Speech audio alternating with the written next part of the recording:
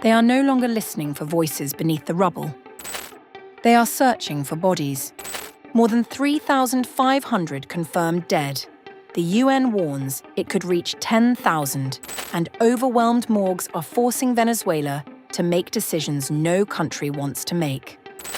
Numbered crosses, freshly dug trenches. The question is whether the dead are being forgotten or documented.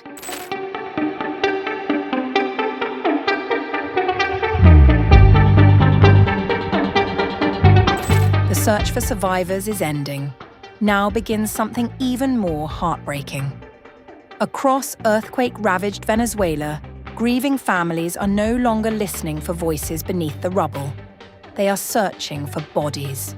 New evidence suggests that unidentified victims are already being laid to rest in newly dug burial trenches as the country's disaster response struggles to keep pace with the scale of the tragedy. Investigative group Bellingcat has geolocated videos circulating on social media that appear to show coffins being placed into freshly excavated trenches near La Esperanza, close to La Guaira on Venezuela's northern coast. The burial site spans more than 2 hectares beside an existing cemetery. The location matches July 6th reports by AFP and Deutsche Welle, suggesting the burial of 150 unidentified victims in a long row of individual graves. Photographs from those reports showed numbered crosses and stones marking each burial, allowing future identification through plot numbers and coded records. Officially, more than 3,500 people have died in the earthquakes. However, the United Nations warns the final death toll could rise to 10,000. Oran Finnegan, Director of Forensic Action International and former head of forensics at the International Committee of the Red Cross, says that while individual graves are always the preferred standard, temporary trench burials are not unusual during disasters involving large numbers of unidentified victims. Finnegan stressed there is an important difference between common graves, where bodies are carefully documented for later identification, and illegal mass graves, where victims are dumped without records. Based on the available evidence, he says there is no indication that the site in La Esperanza is a mass grave. He emphasized that every body should receive a unique identification number, with burial locations accurately mapped to preserve the possibility of future identification. Most of the bodies to be laid to rest have not yet been identified, according to the local media. Meanwhile, authorities say that the site is being used for dignified burial of the deceased. They are buried in the designated area so that when the city begins pouring concrete, each mourner can come and identify their loved ones. The graves are surrounded by white stones to set them apart from the other graves, so that family members can come and hold a mass or pay their respects. These terraces A, B, C, D, F, and G have been in use for just a week. We can see that they are well organized and the deceased are being given the dignified burial they all deserve. Yet identification has already become increasingly complicated. According to the BBC, overwhelmed morgues have forced authorities to improvise, with some bodies reportedly left exposed outside a port facility in La Guaira. Reports from local news outlet Run suggest mishandling of dead bodies by the authorities, with one woman confirming to have received identification tags for body bags that did not belong to her relatives. The New York Times also reported that overflowing morgues had pushed authorities to consider large-scale burials. Venezuelan President Delcy Rodriguez has insisted that all victims are being processed through a forensic identification system using fingerprints, photographs, and forensic dental records. She has repeatedly stated that no one will go to a mass grave. The president of Venezuela's Professional Funeral Sector Association also said unidentified victims would be buried temporarily in 500 individual burial niches before possible exhumation and cremation after 6 months if they remain unclaimed. Meanwhile, Bellingcat's investigation traced the burial site itself using terrain analysis, historical footage, satellite imagery, and mapping software. The evidence showed that a large area of vegetation was cleared between June 25th and June 27th, precisely matching the location seen in multiple social media videos and drone footage. As the official death toll continues to climb, one reality is becoming painfully clear. For thousands of Venezuelan families, the disaster is no longer about rescue. It is about ensuring that even in death, their loved ones are not forgotten.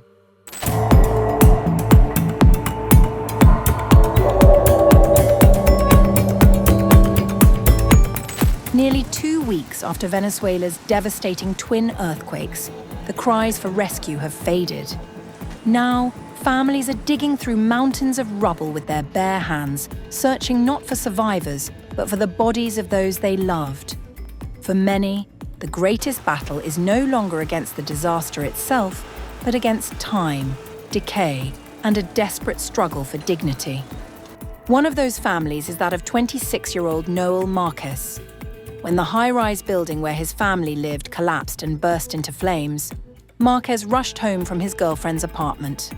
Calling out for his mother, grandparents, and siblings, only one voice answered. It was his 17-year-old brother, Leonel, trapped beneath collapsed concrete columns. Marquez and his father remained beside the rubble for hours, speaking to Leonel through layers of concrete as he pleaded for help and struggled to breathe through thick smoke.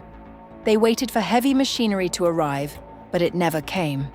Eventually, Leonel's cries fell silent. What followed was even more horrifying. Armed with little more than a handsaw and his bare hands, Marquez began recovering the bodies of his relatives himself. He was forced to cut through Leonel's and his mother's remains to free them. His pregnant sister, grandmother, and several other family members remained trapped beneath the rubble because there was no crane available. It's unfair. It's inhumane. After 11 days, we are still requesting a crane. Across the hardest-hit state of La Guaira, similar scenes are unfolding. Noreli Rodriguez located the hand of her 5-year-old daughter beneath the debris, but found the child's body crushed beneath collapsed concrete. She said, "I want to see if I can get her out whole." Another Quake survivor, Elizabeth Leon, who said she had already buried her mother and father and had also lost her brother-in-law. She is now searching the rubble for more relatives in the collapsed public housing complex known as OPI 26 in Carabaleda. The buildings were part of the Misión Vivienda housing program, one of the flagship social initiatives created during the tenure of the late President Hugo Chavez. This is the 10th floor, and their family members, are on the 4th floor, which is the floor we're breaking through to get inside. We're breaking through to get into the 4th floor. We've broken through 6 slabs on 4 separate occasions, with our bare hands. We've done it with the help of friends, family, acquaintances, people who've joined us, and a few police officers who've lent us a hand. Authorities say the death toll has risen to 3,535, with another 16,740 people injured. Yet thousands remain unaccounted for.